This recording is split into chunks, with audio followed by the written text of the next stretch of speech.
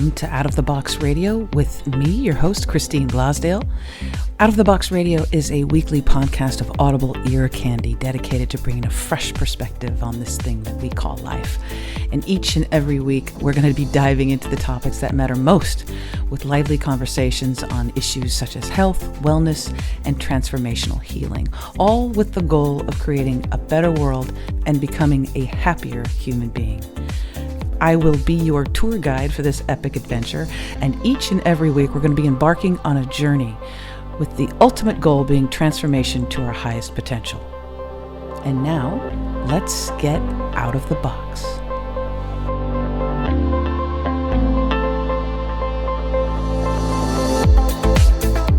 Hello, everyone, and welcome back to Out of the Box with Christine. I am your host, of course, Christine Blosdale, and I'm super, super happy that you joined in today because I have a wonderful guest with me. She was born in Sydney, Australia. That's right, down under.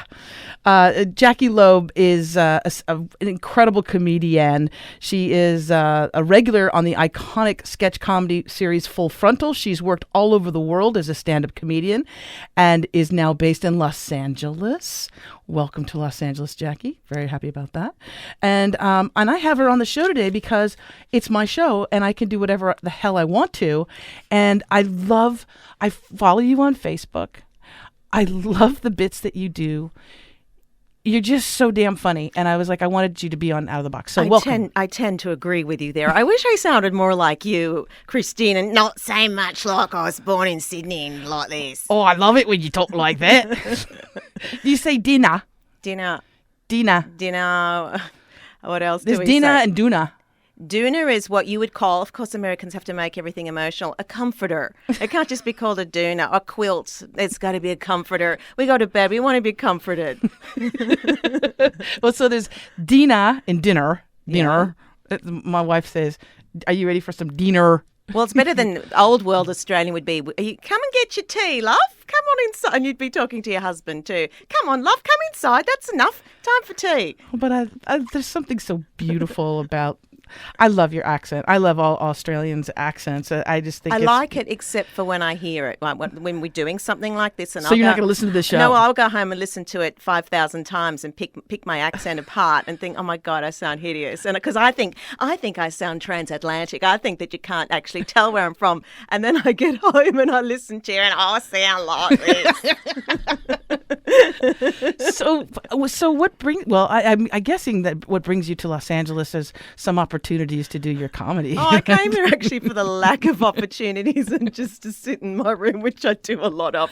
But it's funny when we were rattling off all my credits, I'm thinking, did I actually do all of that? Yes, you did. I did. Because sometimes I think, what part did I embellish? But I actually did all of that. I came here for the dream. The thing with Australians, I don't know why we're not content where we are, why we just can't be satisfied where we are, because you've been to Australia. It's a beautiful place. Gorgeous. There's work there. It's a divine place, a lot of nature, reasonably nice people. We're not as nice. I think there's a preconception that we're really nice. We're not. We select people that we like to be nice to. Right. And so why can't we be 10 years ago or 20 years ago, the thing was always to go to the UK. If you wanted to further your career, you go to the UK. And I've told this story a few times. Why not tell it again? I was doing a gig with another comedian friend and she was like, I was thinking, I'm getting a little bit bored of Sydney because I grew up in Sydney and spent my whole life in Sydney. She said, I'm thinking maybe I'll go to Melbourne because Melbourne's got a big comedy scene over there too. And she said, no, why don't you go to LA? And literally the next day I was on the phone to an immigration lawyer to come in LA. It's like that she woke something up that was dormant in my brain. And so a lot of Australians were coming here, I guess, for the acting thing, but not so much for the comedy scene. And boy, was it a big shock when I got here because I was used to working and a lot. Yes. And being paid and being kind of spoilt. Not that I'm not a superstar in Australia. I'm a working comic, just working, that's my gig, Whereas here it's very, very different. One, it's hard to get stage time, even just unpaid stage time. Getting on at the clubs is really hard. I mean, I've been here for 8 years and I'm still this morning, like editing show reels to send to bookers or, trying to get onto cruise ships or trying to get corporate gigs or just, it's like every day I'm at home working full time to get work. But that is that is the beast that is LA. Yes. And then when you hit it big in LA, then you hit it big. Oh my God, I'm never editing a show reel ever again. Never sending an email ever again. That's why I think, when did Julia Roberts, does she have to do this? No, she has people to do that. Does she have a vision board? Is she still looking up jobs on Actors Access every day? Well, you've got wonderful reviews. You've got from LA Weekly, Must See, Nonstop Funny, says The Examiner. And I really love the Sydney Morning Herald, which when I saw this, one of the top 5 comics. And I'm going, who are the other? I don't know the other ones. I don't know who compiled that list. I don't know who they surveyed. But so you've been here 8 years. 8 years, yeah. And you go back and forth, right? Back and forth and back and forth. It's a long flight, I'll tell you. It's a hideously long flight. It's a disgusting flight. There's absolutely nothing glamorous about flying long haul. And, the reason I go back is because I have my family and my friends, and I miss them dreadfully. And then also to work. So I kind of got this strange system. I don't know how many more years I can kind of sustain this. But I go home, earn money, so I can pay my rent here and live here. It doesn't make any sense. And people are like, if you're getting work in Australia, why don't you just stay in Australia? It's like, no, I'm so drawn to LA. Your heart is here my too. Heart, it's not my home. It's starting to feel more like my home. But it's like, it's this dreadful delusion of fame and fortune that I can't kind of can't shake it off. Yeah, can't shake it off. It's terrible. It's an affliction. That's what it is. Well, and with me, my wife is in Australia, and so I go back and forth as well. And right now, because we're in between waiting for the Australian government to give me the nod. Yeah. You're okay.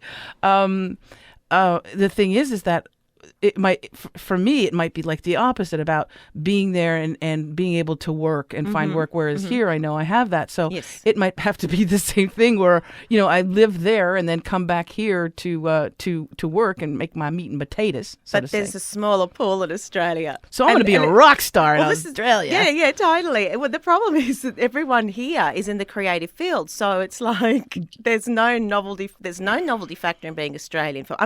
I sound like I'm having, you don't say whinge here. Oh, you say, well, you know what whinge is. I know what whinge is. Whinge is having like a venting and complaining. But go ahead. Nobody's listening. I'm very grateful for being here, but like it's like everyone's, and there's no novelty factor in really being Australian anymore. In fact, I think people are starting to hate us now because we take people's jobs. But there's a larger pool and everyone's so incredibly talented. Like I watch a show, like I know what the audition process is like. I'm a comic, but I'm also kind of pursuing the acting thing.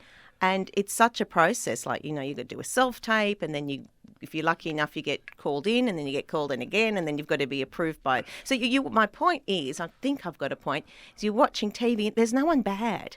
Like the competition, the bar is so high. Because everyone's is so hungry. Everyone's so wants to be successful. So it's not like you're competing against people like, not saying that Australians are apathetic, but like, oh, whatever, I couldn't be bothered. Oh, no, I'm not going to that interview. Oh, who gives a shit? It's like, people are like, no, let's do this. I got this. Let's go. Come on. Well, you tapped into something that's very different about, and we're going to talk, because I love the idea of talking about Australia, not Australia versus. Cultural differences. But the differences. Yeah. And one thing that I've noticed on my many times to Australia is that when you go to a restaurant and you want something, and let's say it's a pizza or something, and you go, oh God, I don't like onions on my pizza. So, I'll say, can we do that without the onions? And they look at you like you want to murder their child or something. They're like, they don't get tips.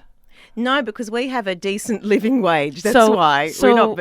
Yeah, so you have a great starting wage. It's like $20 an hour. But also the cost of living is more. So, but so you're not getting the customer service though you're getting here, because people don't have to be sucky in Australia because they don't give a shit whether you're happy or not, because they're getting their $20 an hour and they don't get, at the end of the day they're going home and they don't have to worry about tips. Whereas here, there's politeness, there's interaction, there's making sure you're happy. If you want to not have onions, it's like, no problem. It's no problem. Whereas in Australia, it's like, oh, you stupid wanker, you stupid American, go back to it. Like there's a bit of attitude. But I think customer service is getting a lot better in Australia because I guess yeah, there's so many. You probably found there's so many cafes everywhere. Yes. In Sydney anyway, where I'm from. Yes, and so there there's a lot is. more competition, so people have to kind of be Well, polite and, and smile. Sydney is again because Sydney is also a little bit more metropolitan. They've got a lot of different cultures. Yeah. In that city, it's a wonderful city as far as the art and food and all things to do.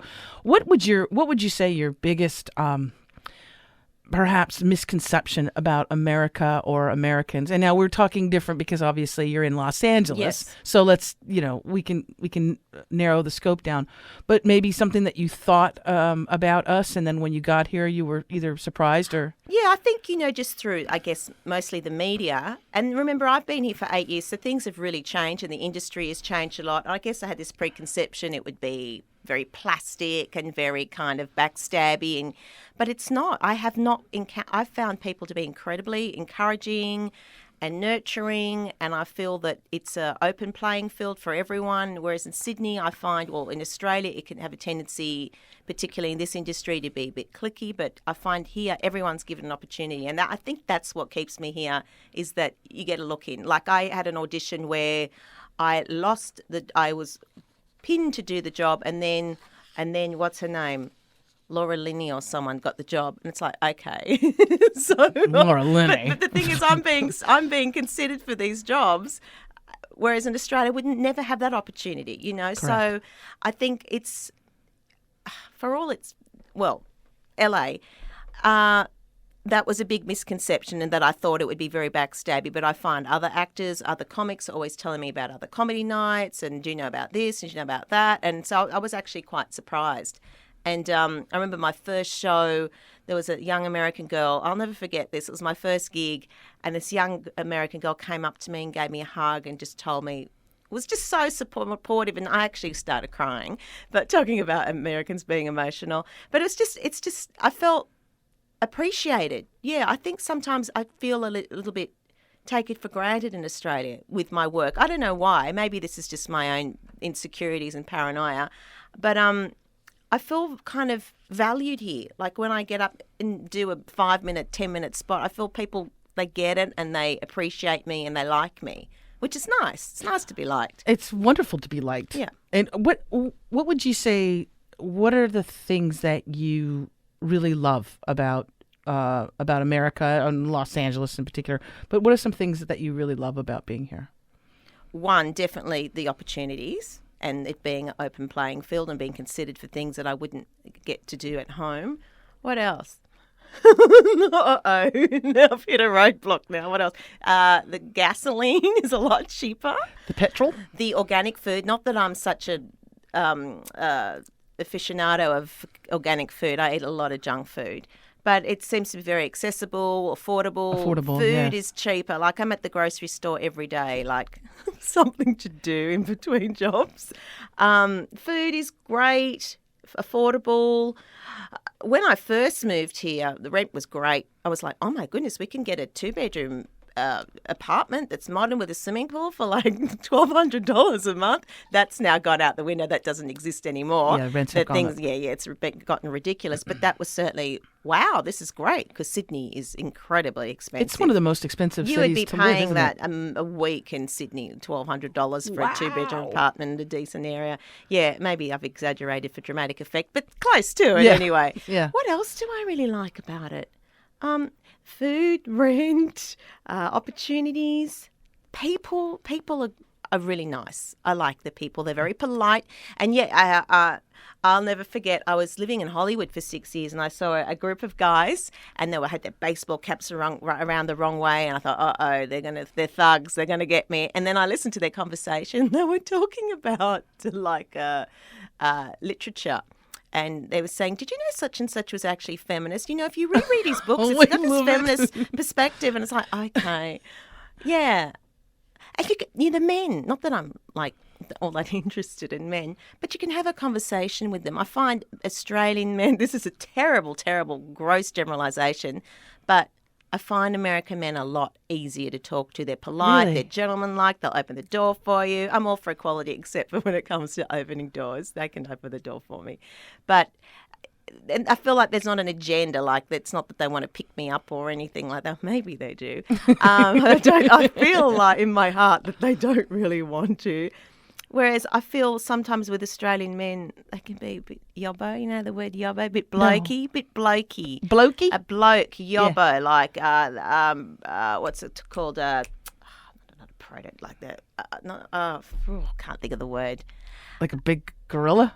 Not the physicality, it's more an attitude. Like, not quite rare. It's so hard because we have words and their meaning is so specific. Yeah. And you try and find the equivalent word here and it doesn't work. I'm trying to think. Like not a thug, not a redneck, a bit of a uncouth maybe. Yeah. What does bogan mean?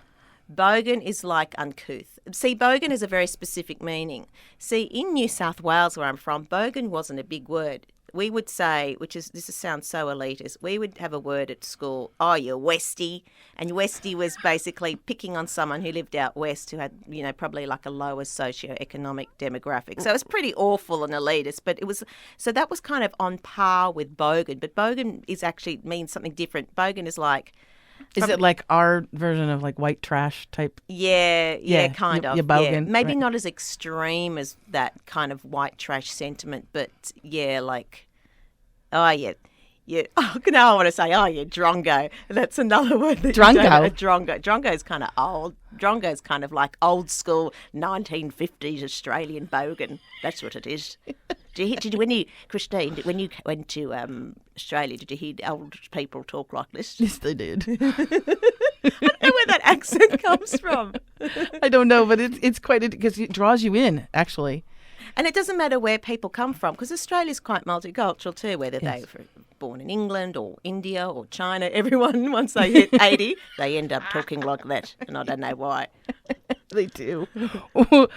I'm curious to find out, what do you not love about America? What do you I don't want to use the word hate, because that's a pretty strong word. Well, there's something very, very obvious. Yes. That I don't know, the current political situation. What could that be?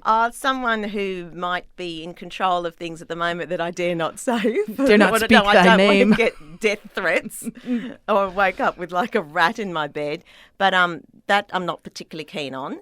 Those that follow that, I'm not particularly keen on. Just this conservatism. Australian, the whole religious thing is not really my thing either. Yeah. But look, I'm all for religion, people feeling a sense of belonging, but it's quite hateful and hateful, and that's not that I'm a Christian, but that's not what Christianity is about. It's about embracing and loving everybody. It's about being like Christ-like. Yeah, that's correct. So I dislike all of that kind of right-wing nut job-ism. I mean, it really has become an ism, the nut job whole thing. That I don't like. I don't like the poverty. It's like, particularly California. That's where it's very visible. You have such a division of wealth and the distribution of money. The wealthy and the people that are absolutely destitute and have absolutely nothing. And I think this is so unnecessary. There's so much wealth here. Why isn't it being distributed equally? The homelessness, you never get conditioned to seeing that. You're never immune. You never, it's like every time I walk past someone, I feel, what can I do beyond giving them $5 that's on a good week, or offering them something to eat? I feel useless. Like, what can I actually do to make a tangible difference in this person's life? And I don't know what. I'm at a loss. So I find I hate that sense of feeling useless and not being able to contribute and help. And so that gets me very upset. The poverty. People work so incredibly hard here. I mean, we really are. Like, as a comic, I was really quite spoilt, you know. Mm-hmm. I don't know what it's like in other industries, but what I can observe as an outsider is people work incredibly hard. You know, it's the whole dire situation with healthcare, trying to be eligible for healthcare.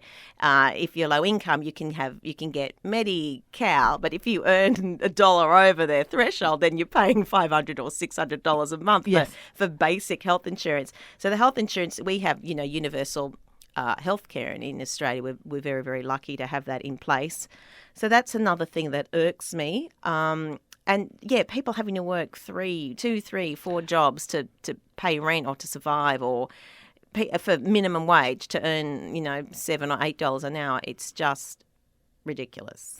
And that disparity that you were talking about. Disparity, that's the word. Yeah, that was something that when my wife was here, she noticed. She was like, it really hit her hard, and it took her back to see so many home, just driving somewhere. We'd be driving somewhere, and she'd be like, what is that? What?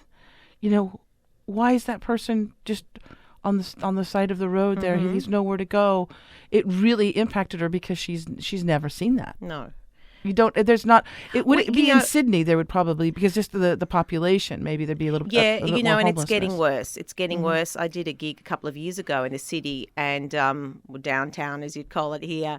And yeah, I was quite shocked by the number of homeless people, because rent is just so ridiculous. And I guess with our current government, services are being cut, social services and welfare, which is not unlike what's happening here. So you're seeing more desperate people living in their cars or living on the street. Certainly not to the extent of what it is here. Like, I remember there's another preconception I had. I thought like Beverly Hills 90210, I would get off the plane and then I would see Brenda and Brannon and palm trees and it'll all be beautiful. And it was like, oh my God, it's like a developing nation shit.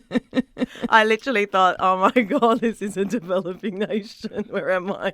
And it's vast, isn't it? It's huge. People don't realize how big Los Angeles is. It's so expansive, and it's like it changes. I remember I was staying with a friend who was living in a studio with his partner, and so there were 3 of us in this little studio in Beverly Hills, and so that was quite a nice little area. And I went for a little bit of a walk on Wilshire, and it was really nice. And then all of a sudden, it changed. It was dark. I was like, what happened? This is still considered Beverly Hills. The border hasn't changed yet. And yeah, so from mile to mile, the demographic's not the right word, but it just changes. Yeah. The energy changes. Well, and there's so many people. I think like it's either Los Angeles or Southern California in general. The population is as much as the entire country of Australia. Yeah, right. We have I think like 23 or 24 million now. We got that in the valley. You got that. We got that in the San Fernando Valley. We got that at Ralph's car park. Exactly.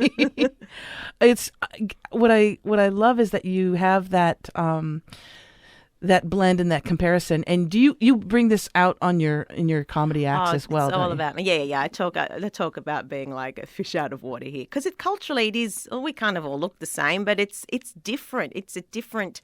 Our psyches are different. It's just when I first started doing stand up here, also our vernacular, the way we speak, our inflections. Yes. It's like sometimes it feels like a different language. I remember saying to a gentleman who was manding like a parking lot. Of course, I didn't know from parking lot. I was like, oh, I can't find my car in the car park. And he gave me such a look like I was the stupidest person on earth, which I probably was.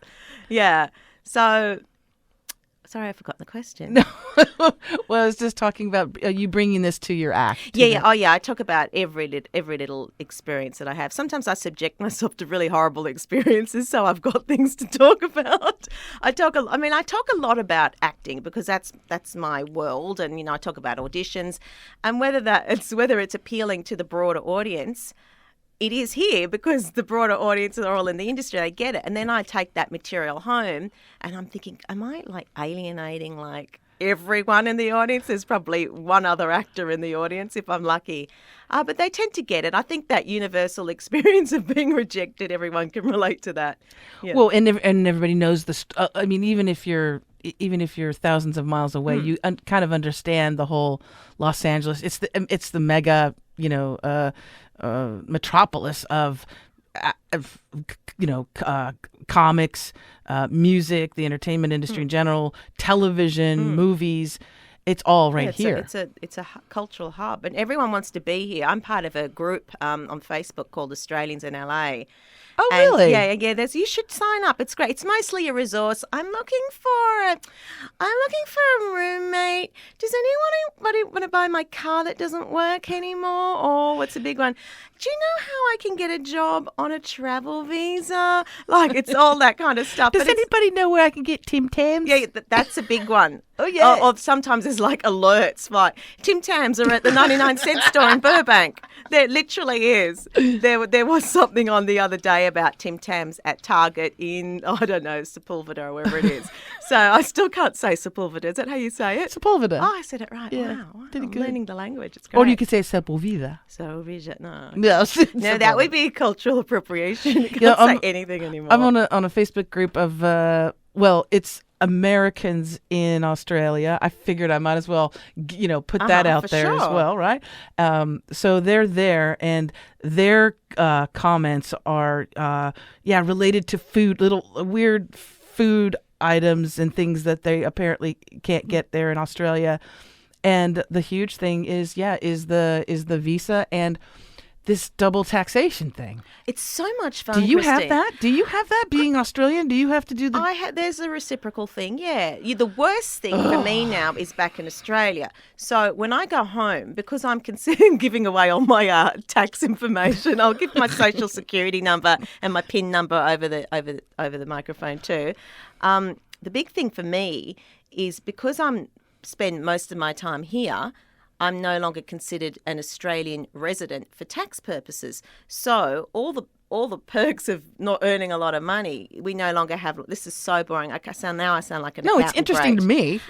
It's interesting to you, maybe not the people listening. But anyway, there's no tax-free threshold, and you have to pay a really, really high. You're punished for living abroad, basically. So you have to pay an exorbitant amount in tax. A very high rate, regardless of what you're earning. So if I go home and earn $100, I still have to pay more than a third of it in tax. Whereas if I was an Australian resident for tax purposes, sorry, I'm losing interest in this.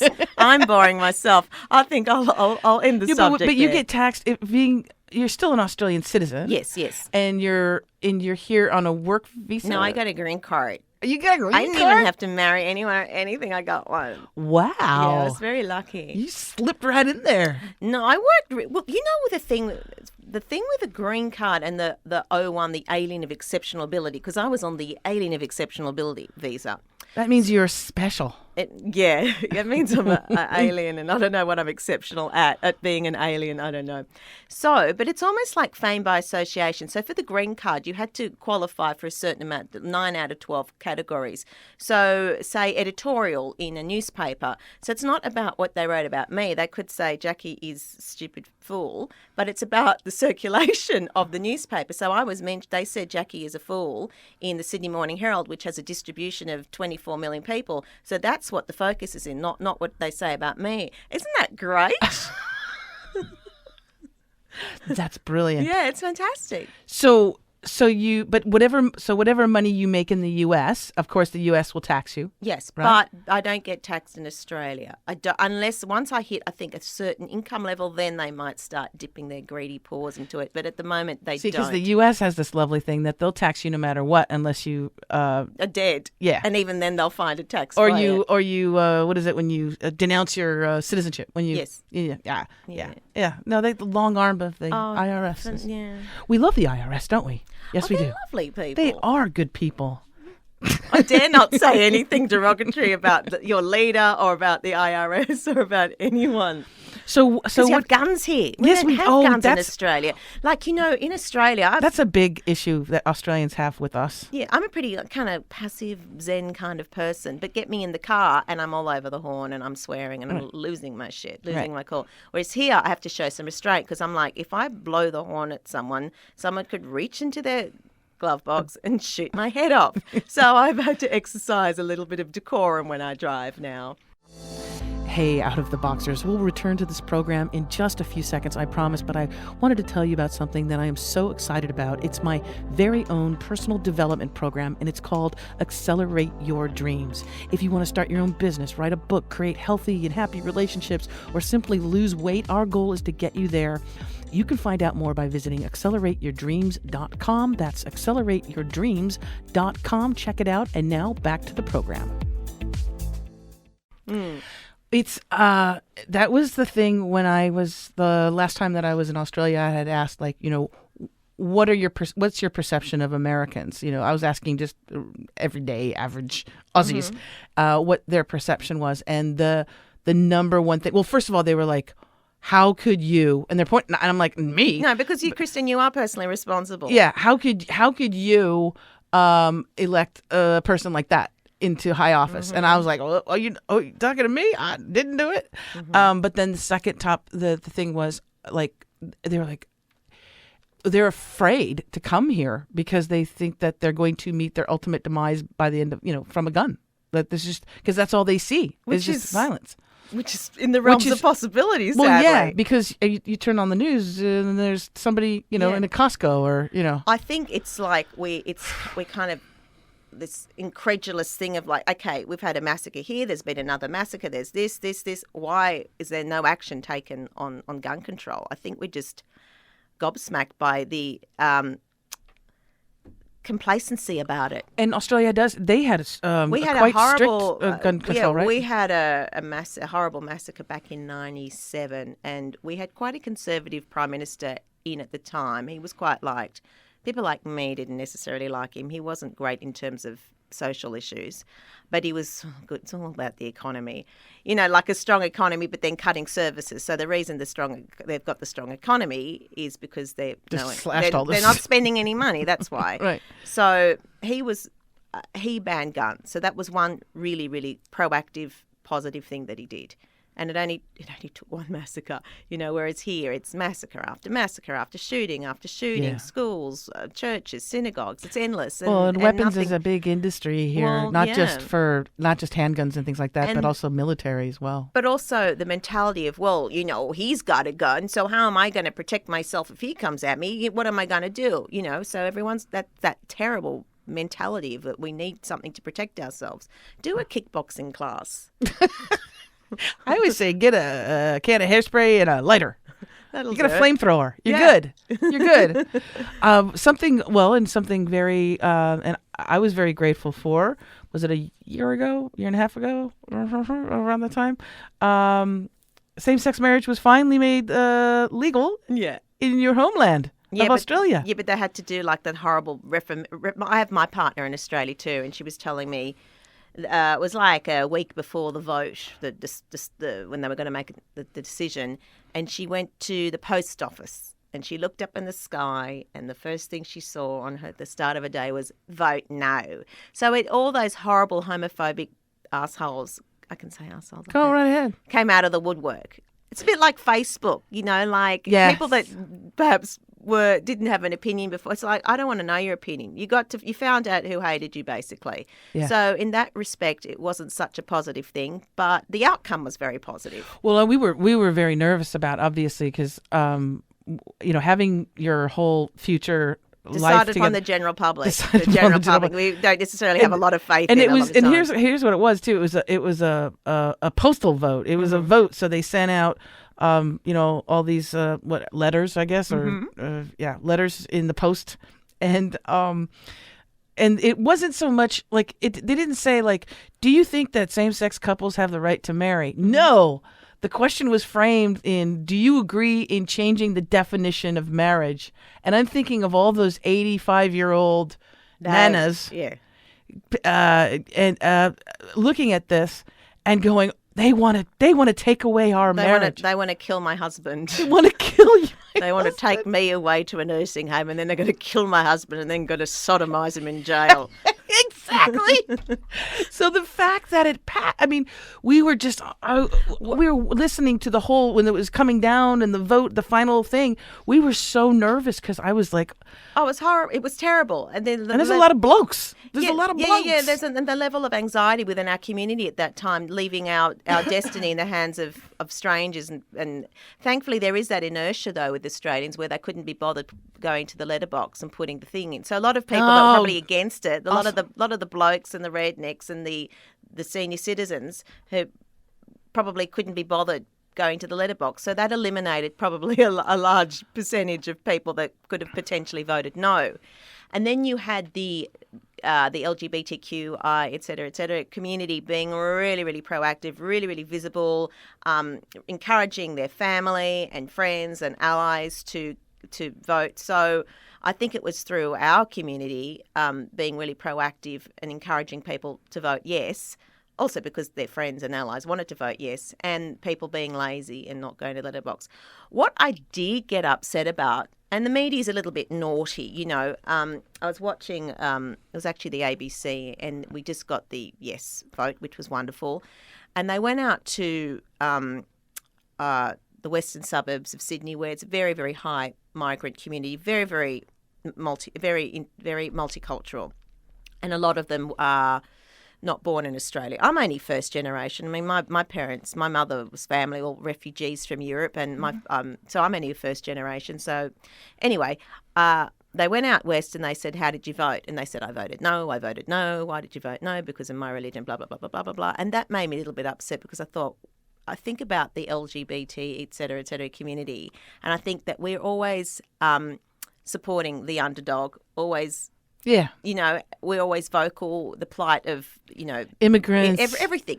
We kind of refugees, humanitarians. We're humanitarians. We are unicorns. Well, because we've copped it. We know what it's like. Oh, we've been on the side of, we've been hit before. Exactly. So I was a little bit disappointed in that regard, but I think that was also a strategic ploy by the media to infuriate people as well, Yeah. So I can't be angry at them, and I just think, we've all got to be, every minority's got to rally around one another, and we've all got to be one another's allies. The folks that I wasn't too happy about, and it doesn't matter if they're in Australia or anywhere in the world at this point, because the Catholic Church, I'd like to have a little talking to. Oh, lovely people.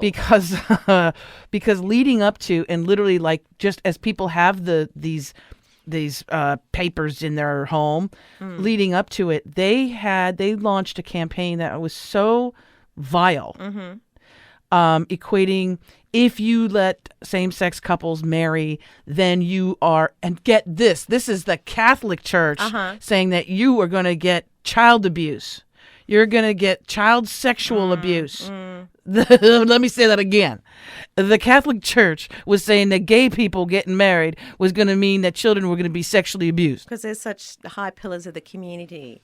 I know the hypocrisy is disgraceful. I mean, it was a really hateful anti-gay marriage, anti-same-sex marriage campaign. It was so vile and hurtful, horrible. And that's what's interesting to me, and this is a fascination I think with human beings, is that when those type of things come up, okay, here's a vote for something that's good. It's love. We're celebrating love, people getting married and taking care of each other. That's a good thing, right? But then it brings out those the hate, the anger, something that they can push their venom on. Yeah. That what happened there with same-sex marriage in Australia is, I think, what happens here in America now with our political system, and because your scapegoats are those immigrants. Those immigrants that are coming. I mean, was 60,000 children have been rounded separated, up? From their family. I mean, horrible. I can't imagine 60,000 of anything. 60,000 fish, on the shore. I can't imagine that. So I think that it brings out the worst in people, and that's, I think. Yeah. So it's also not evolving.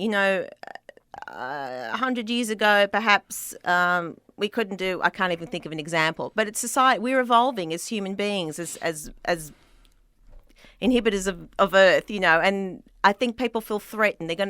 By allowing this to happen, then something's going to be taken away from them, or Bingo. We're going to be used as a scapegoat. Or if they like that, like we said before, if we allow that to happen, the same-sex marriage thing to happen, then my husband's going to go to jail and he's going to be beheaded and sodomized.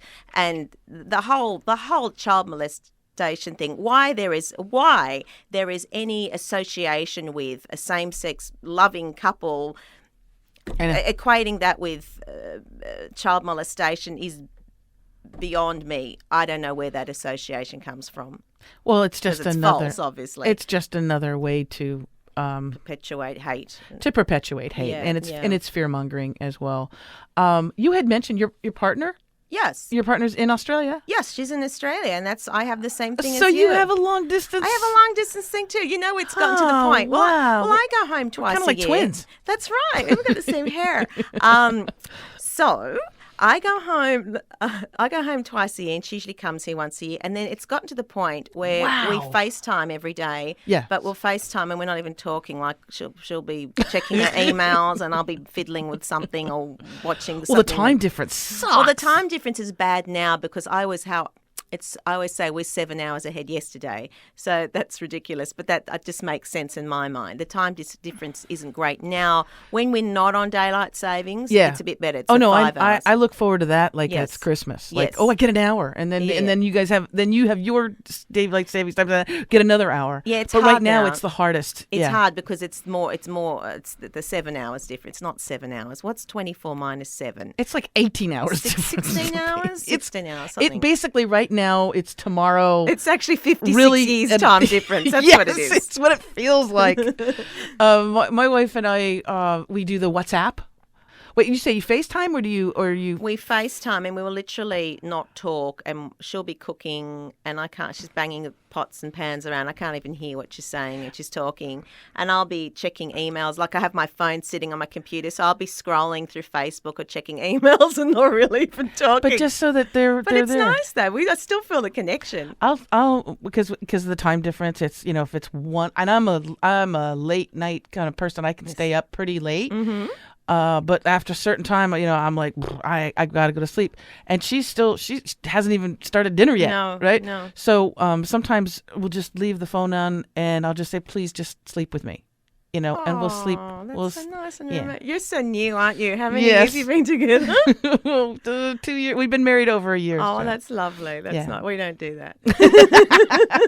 But that's nice. It's something to work towards. I love hearing the stories. Where did you guys meet? We actually met at university. We're both studying acting, and she was a couple of years above me. And then I was, of course, still heterosexual then. I still am. So what happened then?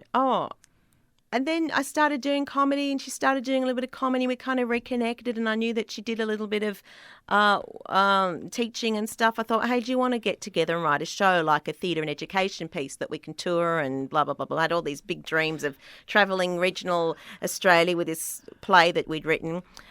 We wrote some really, really crappy play, and then we applied for funding, and then we didn't get the funding, but we got one another. So that's what basically happened. Yeah. And how long ago was that? That was... November will be 23 years. Oh my gosh. Wait a minute. Wasn't it 21 years? I think they're 23 years. In November will be 23 years. Oh, how beautiful. We've had a couple of years that I've been here that we haven't been together for our anniversary that we've both forgotten. But that can happen. It's a long time to be together. Gosh. Well, did you get married when the same-sex marriage thing came? Or Nah. you said we're good? We pretty much said we're good, and we don't really... It just sounds awful. Like we love each other and everything, but we just don't want to. It's just we're fine. We're fine. Well, and you both are citizens of the same country, so you don't have that. I think once perhaps we live in the same country, I will probably move back eventually when I run out of money or when I get shot. Either one. Hopefully run out. No, I don't want to say hopefully run out of money. I should be positive. I should put a positive spin on it. When I've decided that I've got my investment properties here and my several films and TV series are happening here, and I decide I'm going to kick back in Australia for a while. Yes, that's what I should be putting out to the universe. Yes. I'm always such a misery guts and say the most negative things. You don't say misery guts here, do you? No. Misery guts. Debbie Downer? Debbie Downer? Yeah, No, Debbie Downer. Don't be a Debbie Downer. Debbie Downer, yeah. So, and you know what? When I put a positive spin, when I was just play acting, then I actually felt quite good. Didn't you feel better? I felt better. I think my posture even changed. You did. I think you did a piece on, I think it was on Facebook. You posted something where it was one of those, it was either like an inspirational thing or, come take my class. Yeah. That was so funny because one of the things that I do is I'm putting together motivational, transformational projects. Absolutely important, and I don't want to. No, but it was so funny. But there's a lot of people. It's like who are these people for starters? What are their credentials? A lot of the time it's just actors who are thinking, fuck, I've got no fucking money. What can I do? I'll be a motivational coach. I know that fact that people do that. Like people like me, like in between jobs, what can I do? You could totally be a motivational coach. Oh, I don't think I'd be very good at it. It's like, yes, you need to do this, and if this doesn't work, then give up. That's enough. But keep paying me. But keep paying me. There's so many of them now on Instagram, these, the influencers and motivational coaches, and a lot of the time, and then I've actually got a podcast that I stopped doing because I lost interest in it. It was a piss take. Another thing you don't really say here. Like a parody of the TED Talks. It's called Tedious Talks. I spell it with a big T-E-D with a small I-O-U-S. And the whole thing was just a lot of these talks. And I listen to podcasts when I'm at the gym. And they're just talking in circles, talking about the same thing, just articulated in a slightly different way. And at the end of the 30-minute podcast, I have absolutely no idea what they were talking about other than maybe a vision board and mindfulness and wellness. And so I find a lot of these motivational speakers that I see on social media, it's the same kind of thing. It's just talking in circles about nothing. I had to play, I did a sketch with a friend a couple of years ago, Brené Brown, and I didn't know who she was. And I watched her TED Talk, and she talks a lot about guilt and shame. And then I think she's great. I think she's vulnerability. She's got a lot of important things to say. Yeah. And I watched a Netflix special, and it was great. I probably cried once, I don't know. But she probably could have condensed that hour into 3 minutes. Be vulnerable. It's right. Good. That's right. So there's a lot of, and it's this new industry. Like those jobs weren't around. I mean, you had Tony Robbins, but prior to Tony Robbins, they're probably more people like Billy Graham and those religious figures. Yes. Well, there's an expansion. There's a wonderful thing happening, and especially with women that I've noticed in the last 3 to 4 years, is they're leaving the jobs that they hate. If they're underpaid or unemployed, they're starting their own business, and sort of the low-hanging fruit has been motivation, inspiration, keeping people accountable, things like that. What am I actually selling? I don't have a These people that have entrepreneurs don't actually have a product. It's like startup. It's not a startup. You have an idea. That's what you have. I have startups every single day. I have about 20 startups a day. I think I'll make a sandwich. Startup. I think I'll put the kettle on. Startup. What is a startup? What is an entrepreneur if you don't actually have something to sell? You're an entrepreneur because what you want to tell me about mindfulness? No, thank you. I'll keep my $700. But it is at least there is an experience that's happening right now where people are at least trying to start their own business. That's not my problem. But it's good. It is good. It's good that people are being proactive. And they're starting to write books. Have you written a book yet? No, I've written some Facebook posts. Oh, That's enough. Jackie. I'm not interested in writing. You know what? As your motivational coach, I'm going to tell you right now. My spelling is not very good. No, you don't need to spell. You could write a book. I express myself in other ways. I must say that I'm a screenwriter. I've been working on a pilot for 5 years. And the genesis of it, so I've actually written quite a few pilots. So my big goal, my dream for the Americas while I'm here is to be on the show that I write, be the star. Maybe I can direct a couple of episodes, maybe do some of the catering, maybe do some of the wardrobe. No, I'm absolutely not interested in doing the wardrobe, but in being a showrunner of my own show. That's my dream. So the way, other than through stand-up and Facebook posts, the way that I express myself is through being a screenwriter. A book is not, I don't even know how to format a book. I was trying to, you don't even know how to format but I don't know how to spell or use grammar. It's like, at least with, I know you're you've got spell check. You should have some of the best grammar. No, I really truly can't spell. I think if I wrote a book, it would be written by Jackie Loeb with spell check by such and such. I'd have to give the the spell checker a credit in there. So what is this, are you able to talk about your pilot a little bit? I remember I was doing in a writer's group, and I was right that one of the pieces I've written, the character's a pharmacist. It's kind of very scientific and whiz-bang, and it's like, I remember saying to a girl in my group, it's so interesting, I'm not talking about myself. It's something completely different industry. And she said, no, that's you. It's just a different industry. And I reread my script and I went, yes, this is absolutely me. Everything I write, there's an element of me. So the piece I've just finished writing at the moment. I've registered with it, the Writers Guild, whatever, so I should be fine. Instead of a comic, she's a musician. And what happened was I had this idea for a show back in, I think, like 2003, where every episode would open with this woman trying to kill herself unsuccessfully. So she's kind of like half-assed lame. Like she was kind of suicidal, but she wasn't. She couldn't be bothered, didn't do it properly. And I actually had the opportunity to pitch it in Australia to one of the networks. And I just pitched it and I said the word suicide. And she was like, I don't know how we do this legally. And that was that. And then I pitched it again and I kind of changed it a little bit. And the guy at this particular network said, we've already got something of this tone. I'm thinking, but this is me. Not that I'm suicidal. Not yet anyway, but not for the moment. So he was like, no, we've already got something. So I thought, okay. And so I tried to dig a little bit deeper and got going to writers group. This is another thing I would miss so much about LA is having, bouncing ideas off with other writers. And, right. I've gone to 3 writers groups since I've been here and they're all phenomenal. And, they're obviously not writing a piece for you, but you read it and you get other actors to act it out and you get feedback and you make the changes and you present it again and they're like, no, that's not right. And you make another change. No, that's not right. And hence it taking 5 years to feel pretty solid and happy with what I've written. So yeah, it's basically about an Australian woman who kind of makes it semi-big. Oh my God, it really is me, but I made her a musician.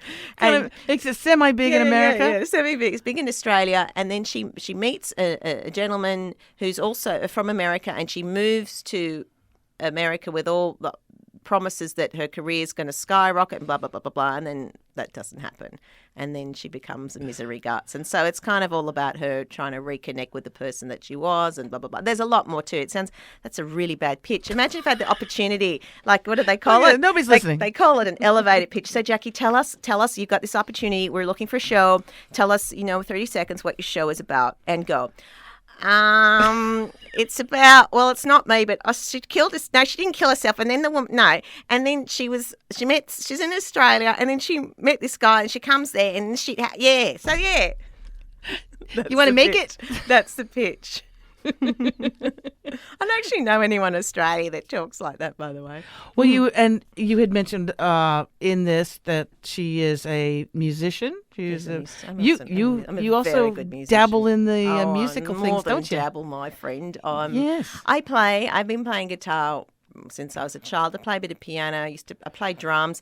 I never got really, really good at the drums because I used to play along to the radio in my room. Mm-hmm. And I played in a band in my early 20s and then I had an opportunity to the comedy thing and to do a bit of television work, and so that kind of went by the wayside.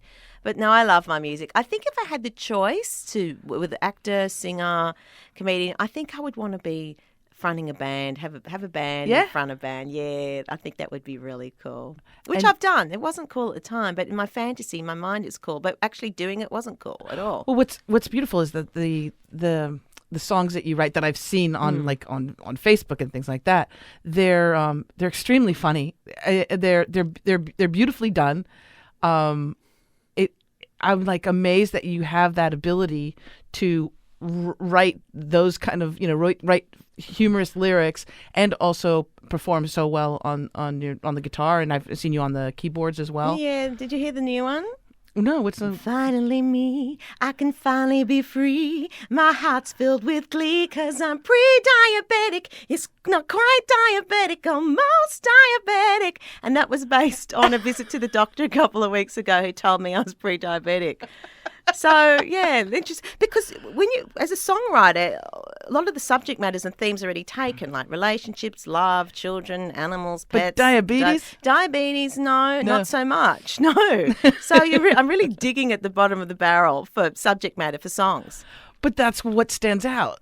That's what I want to sing about. I don't want to sing about love and relationships. I don't want to sing about that. I want to sing about my personal truths, and that's it. And that's the way actually, it wasn't such a nice experience hearing that, because diabetes is rampant in my family, and I'm addicted to sugar, and I'm not chocolate anyway. I'm thinking, what am I going to do? It's like, so for 2 weeks, I haven't had sugar. I haven't had chocolate, except for last Sunday when I went ballistic and crazy and had a really big binge. But that doesn't count because it's Sunday. And so it's like, I think the songwriting component was process as a way of processing it, because it actually is quite traumatic. It's like, how do I not eat chocolate? How do I not watch the reboot of Dynasty every night without having my Raisinets? And it's like, what do I do? So I had to write a song about it, and I've started eating walnuts, but then instead of Raisinets. But walnuts are high in fat and full of calories. Yeah. Like, I can have a big cup of Raisinets, and that's like 600 calories, where the walnuts are like 1,200 calories. So what do you do? It's confusing. I don't know. I would probably want to dip the walnuts in chocolate. Or just not watch Dynasty Reboot. What's Dynasty Reboot? Oh my God, it is so good. It's really camp. One thing I'll have to say in the reboot of Dynasty's defense is that the female characters get top billing, which is great. So when you see the opening credits, I can't think of her name, Elise Gillies. She's fantastic. She kind of holds the show together. She's great. She plays Fallon. Did you watch the original Dynasty? I watched the original one, yeah. Did you say Dynasty or Dynasty? Dynasty. Well, we said Dynasty there. Anyway. So you have her, and then you have the woman from Desperate Housewives who's in it, like the blonde bombshell. I can't think of her name. She's in it. And then Sammy Jo, who was originally played by, she used to be in everything. She was in Heather Locklear. Heather Locklear. Yeah, she played something. Is now a Latino gay man, which is really nice. And then the Colbys are played by 2 African American actors playing siblings. So it's really embraced diversity. There's not a lot of old people or ugly people, though. No. So they've embraced diversity in terms of number of Latino actors, African American actors, female leads. No fat people. No fat and old people. There truly is not one fat. It is Dynasty. Even when you see the background actors, the kitchen staff, no one's fat and no one's unattractive.